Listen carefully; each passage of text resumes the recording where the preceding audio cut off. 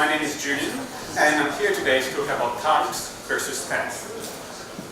I've always been very interested by these two topics, like types and tests, because they trigger such a conflicting opinion in our programming communities. On one hand, you have like some crazy Idris guy who tells you, if in compile, let's put it in production, I don't need to run any tests.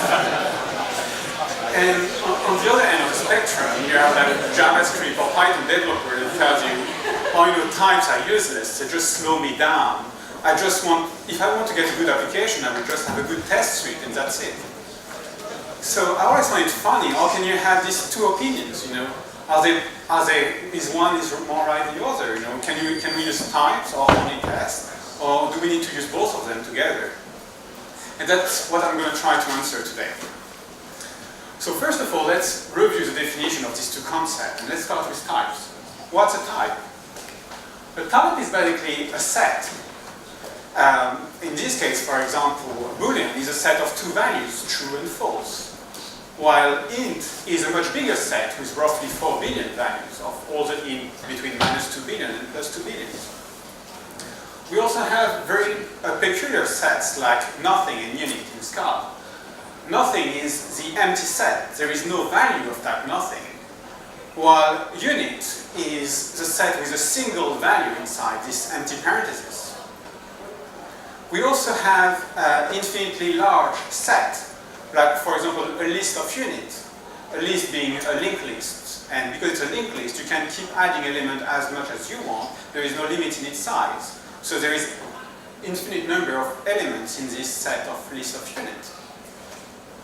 Okay, and how can we use that? How can we use types? Well, we can use them for values. We can say, is it true that the value 5 belongs to the set of int? And if it's correct, it will type check. But then if you say, is it true that false belongs to the set of int? Your type checker is going to tell you, no, it's not true. False belongs to the set of Boolean. It's not an int, so it fails. Okay, that's useful, but it's quite limited. We really use types for functions. And in this case, we use it for describe the input type and the output type of function. And again, here, the type checker will help us verify that the input type is of the right set, the value we pass is of the right set, and that the output values belongs to the right set again. Just a small thing on the side, in this presentation, I only use the functional programming subset of Scala, which means that all the functions are deterministic, total, there is no side effect, no mutation, no exception, no null, and so on. So, because if some of these assumptions are not true, then some of the things I'm going to say today don't hold. But we'll not spend much time on this. Okay, now let's move on to the second side of this presentation, tests. There are many kinds of tests, right? But today we'll only focus into unit tests. And what's a unit test? Well, a unit test is just a way to verify what will be the output of a function for a particular input. So it's an assertion. Here I consider that this slide shows 3 unit tests. Like the first unit test will tell us, if you give me the value 0, increment of 0 will return 1. The second one tells you if you pass 1, it needs to return 2, and so on. And if you put this in a diagram, it basically looks like this. We have a function like increment, which is a function, this blue line, like x plus 1. And every unit test is a green circle in this diagram. And because our line goes through these 3 points, it means that it passed all the tests. It's good. And if we were using another implementation, let's say absolute of x plus 1, we'll have 2 unit tests that pass and 1 that fail. So unit tests are really useful to verify that our function behaves correctly. However, we have to admit that there are many, many, many functions that go through these 3 points but are not our increment functions. So we saw separately what are types and what are tests. Let's try to bring things together. What do they have in common? Well, we saw that types, they basically constrain your function, such as you have to provide input and output for the valid set, for a correct set. While tests, verify that your function needs to behave in a certain way for a particular input. So what we can say is that both types and tests constrain the implementation of a function.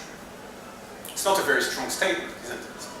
The real question is how much types, or how much tests constrain our function? How can we measure that? And if we can measure it, then we can finally answer the question, are types better than tests or the other way around? So in order to answer this question, I think we have to change a referential. We have to think things in another way. So now let's come back to this notation in Scala, A arrow B. What does it mean? A arrow B is a type of a function from A to B. And indeed, you know, we can have a value is even that will be of type int arrow boolean, meaning it's a function from int to boolean. Or we could also write our increment function as a value. Okay, why do we care about this? At the beginning of this presentation, we said that type is a set. Now we just saw that function has a type. What can we infer from this? Is that the type of function is a set.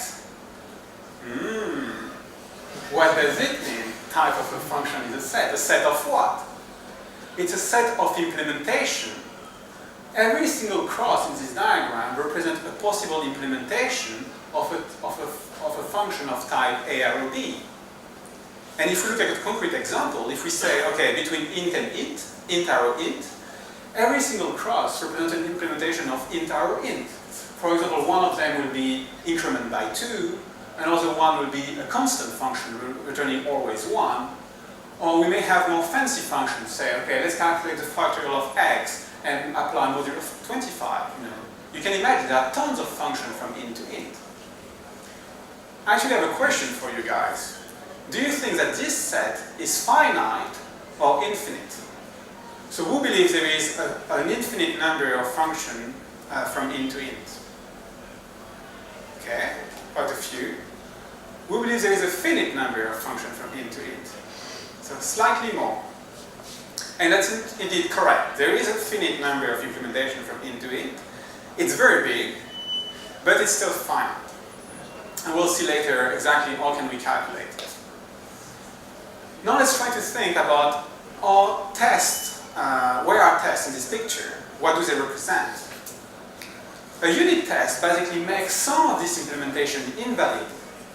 And when you think about it, it makes sense because this, some of the implementation of int to int do not satisfy the unit test for the input 0, which return 1. It will return a different value for the input 1.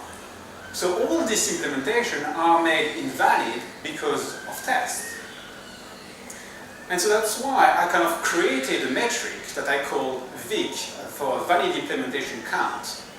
And the valid implementation count tells us, it's calculated in this way, it takes the number of implementation of a function and it removes all the implementation that are made invalid because of tests.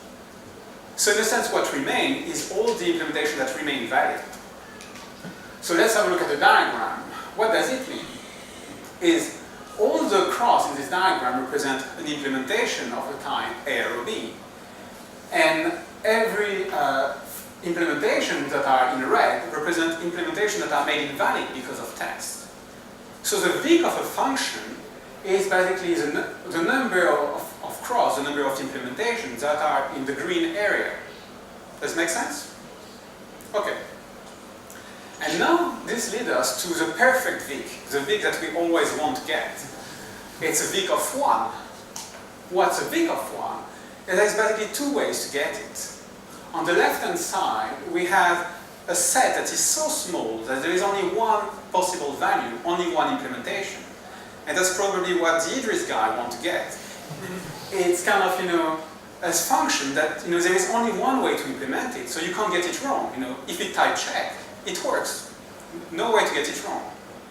And on the other end, on the right-hand side, it's another kind of VIC of 1. It's where there are many implementations, but we have so many unit tests, we have so many tests, that only one remain valid. So again, here we are sure that we have the correct implementation, But this is more thanks to tests than types.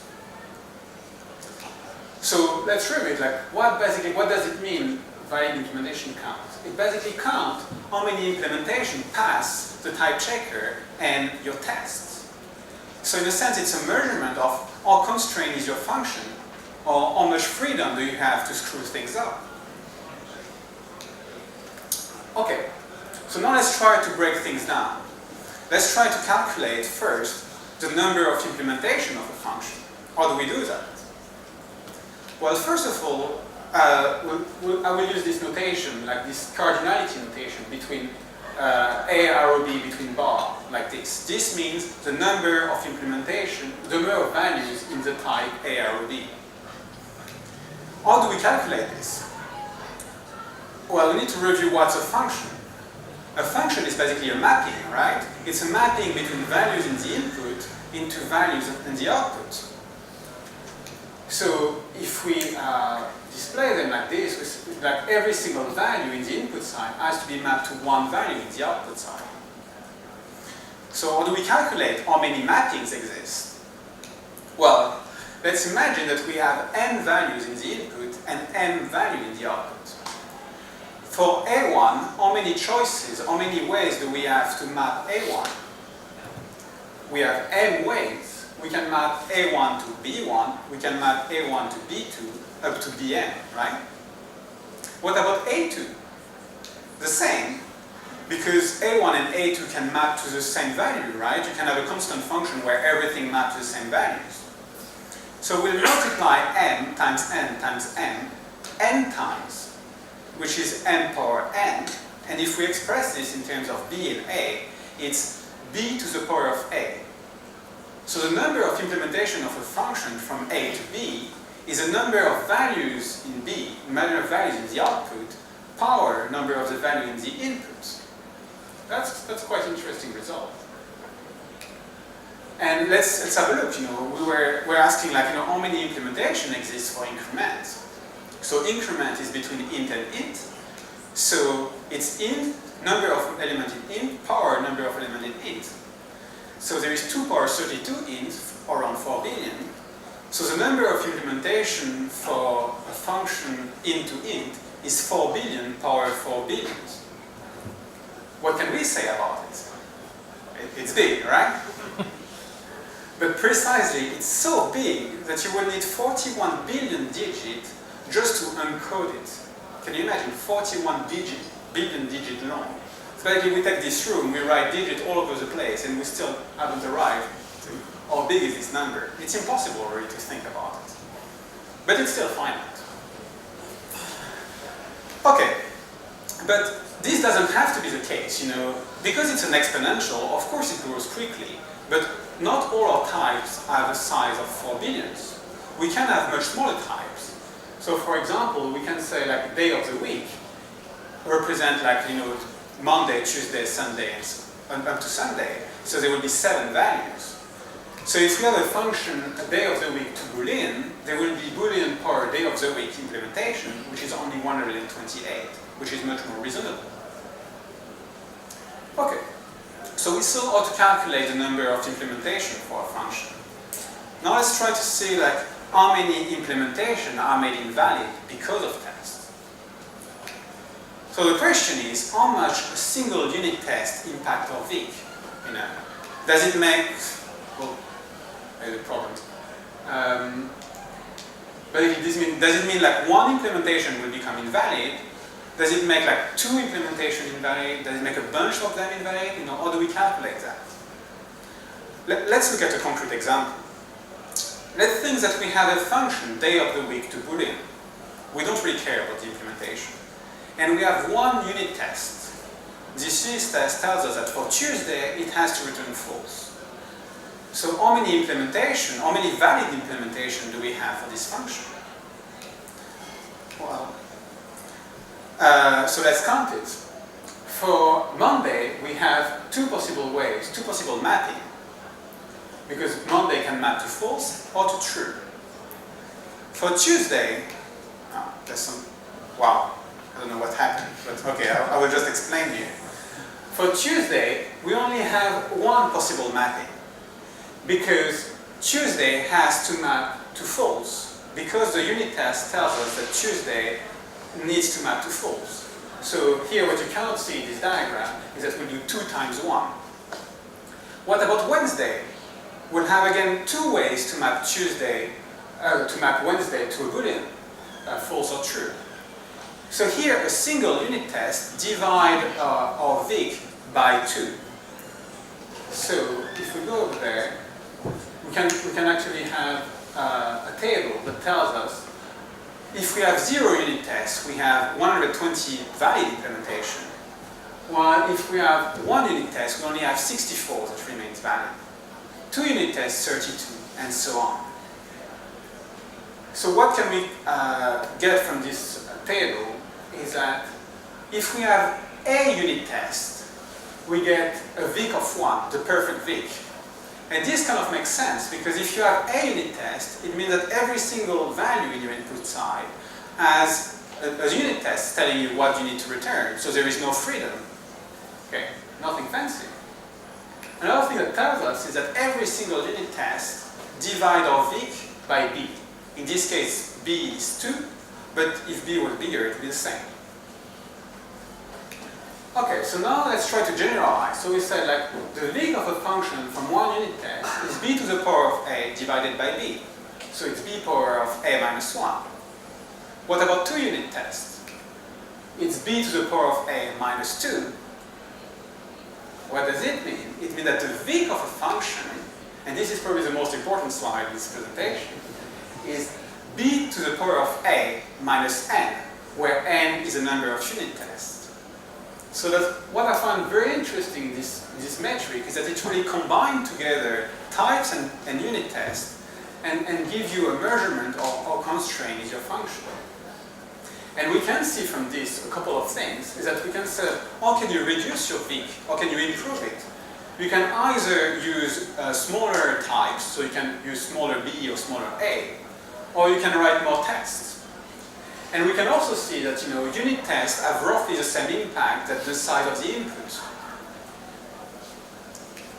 And if we look at a concrete example for increment, if we were going to calculate what the Vic of increment is 2 power of 32 powered 2 power of 32 minus n. So it's big, still big, because in practice, how many unit tests do you write for a function? 1, 2, let's say if you're really thorough, maybe 10.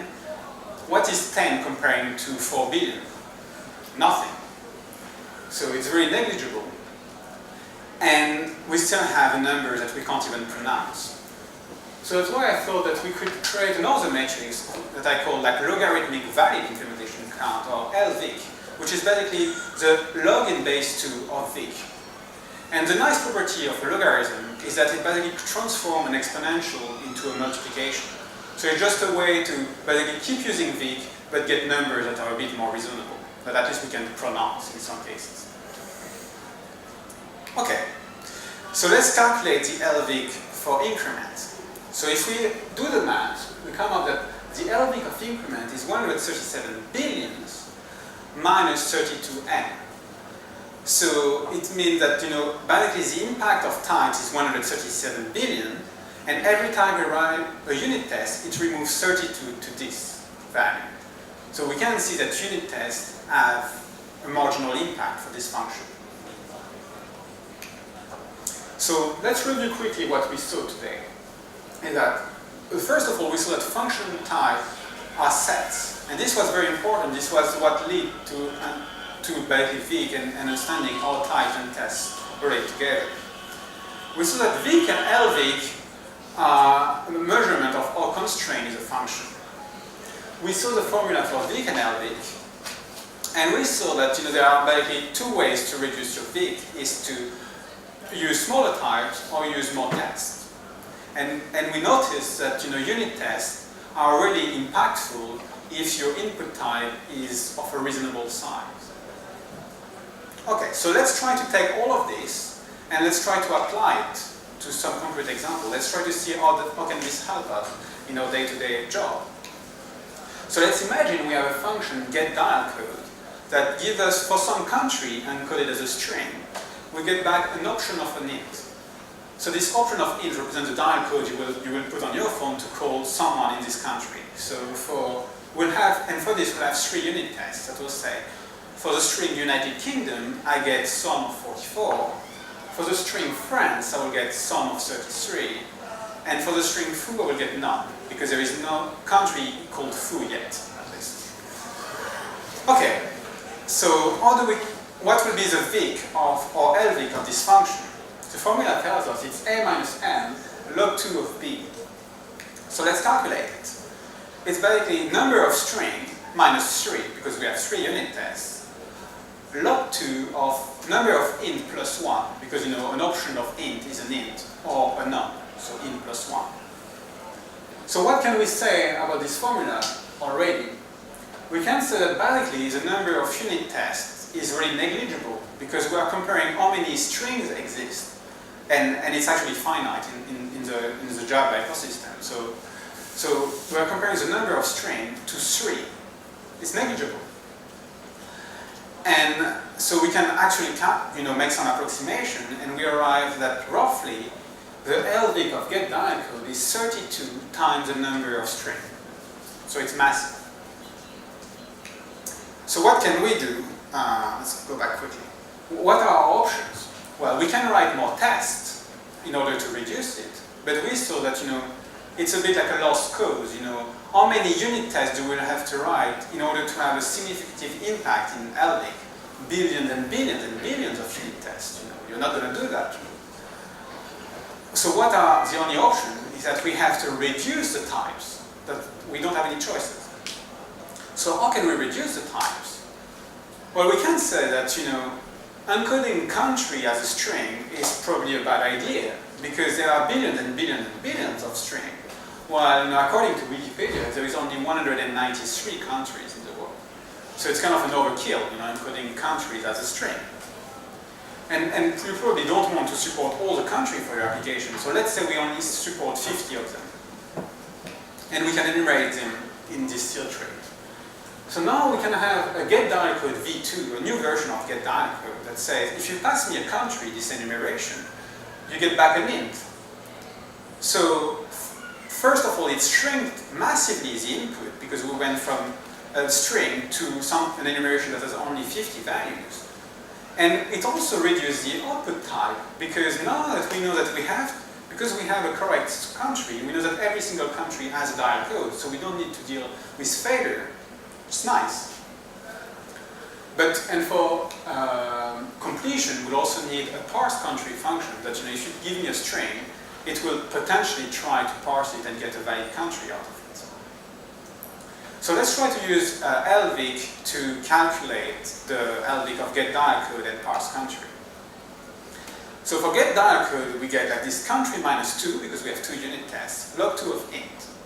So if we calculate it, we get something around 1,500. So it's much more reasonable, right? We don't have something in the billions, it's only 1,000. And we also realize that the unit test here will be impactful, because we have only 50 input. If we were going to write, let's say, 25 tests, this will shrink LVic by a factor of 2. So here, unit tests have an impact, are useful. What about parse country?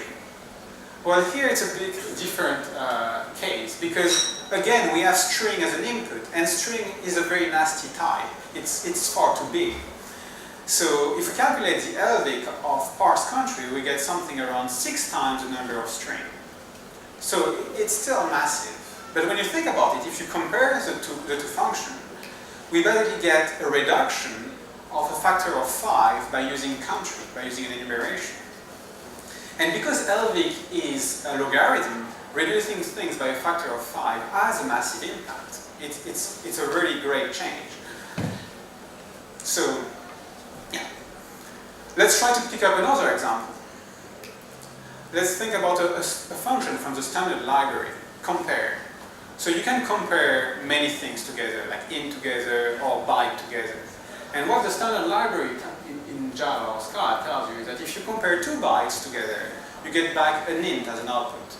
You will get -1 if the first bit is lower, the first byte is lower than the second one, 0 if they are equal, and 1 if they are greater than. So what is the LVIC of this function compared? If we run the calculation, it's around 2 millions. So it's massive, much better than what we had before in our get dialCode, because byte is much smaller than string, but still quite big. And what does this formula tells us is that we can decide to write more unit tests, but again, every single unit test is only going to remove 32 out of 2 million, sorry. So we'll have to write something around 10,000 unit tests to make a significant impact. And I'm not going to write 10,000 unit tests. So what are the options? We have to reduce the type. But we can't really reduce the input type here because we do want to compare all the byte together. We want to have a complete ordering for all the byte. So the only other option is to reduce the output type. And when you think about it, it's a bit crazy to say like we use something that has 4 billion value to encode something that has only 3 states. We could use, again, an enumeration, call it comparison, that would say it's either lower than, equal to, or greater than. And if we calculate the LVIC of this new function, it's around 100,000. So it's like 20 times smaller than previously. And if we try to calculate how many unit tests we will have to write to achieve the same result, it's around 60,000 unit tests. So when you think about it, just changing a type to something like, to fit perfectly your domain has a massive impact on the way you can screw things up, on the constraint of your program. And it's much better than to write tons of unit tests. So let's wrap things up now. What can we say? What are the good things of VIC? I think what's interesting is that it's a metric that combines both types and tests together, and I think it's quite unique. At the moment, we do have like things like test coverage, but test coverage tells you that you can have 100% test coverage just because you have one unit test for every single function you have. And we saw today that having one unit test for a function is, in most cases, is useless, or almost useless. So I think this is kind of a more accurate view of the complexity and the correctness of your program. At the moment, it can be potentially automatically calculated. We could imagine someone who's very motivated could write like a plugin to calculate the VIC or LVIC of your function and give you some kind of, could be integrated to our IDE. It could be interesting. But I think most of all, the most important thing is that it makes us realize how many ways can we screw things up, how many ways can we have an implementation of a function that is not correct. And I think quite often we write 2 or 3 unit tests and we are happy about it and we think we made a good job. But in most cases it's not true. Or we don't think enough about how big are our types. However, not everything is green. One of the problems is that the numbers it generates are massive. Most of them, they are not, you can't even pronounce how big it is. LVIC somehow help by using a logarithm, but it's not always useful. Also, we can say it doesn't take into consideration the complexity of a function. One could argue that if you have only one line function, you can't have a crazy implementation that goes all over the place. But at the same time, what is a one-line function? You could call another function that is 1,000 line of code. So you will have to, in order to calculate the complexity of a function, you may need to inline everything, and it's a very difficult measurement to take into account. I think most importantly, it only supports the tip of the iceberg in terms of functionality for tests. Unit tests are really the most simplistic tests that exist. What about property-based testing or integration tests?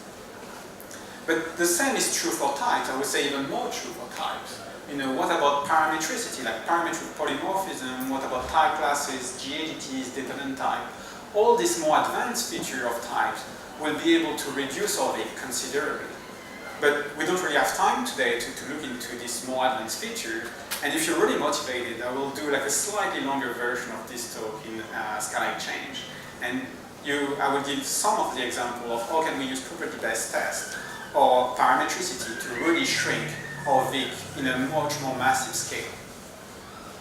But nonetheless, we can use Vic to answer the question, is types better than tests? And the answer is types is better than unit test.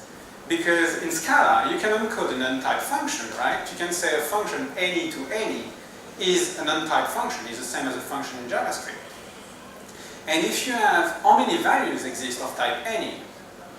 Infinite. There are infinite number of values of type any. So the Vic of untyped function is infinite. You can't enumerate them. So it means that unit tests are a bit useless for untyped functions. So we need at least types in order to get potentially a perfect Vic, or at least a much more reasonable Vic. So I hope you like this presentation. I hope it makes you think about things in different ways. And I would like to thank Cesar Tramose here, who helped me a lot to review this presentation, and Maxim Ivanov, who gave me the idea of Vic. So thanks everyone.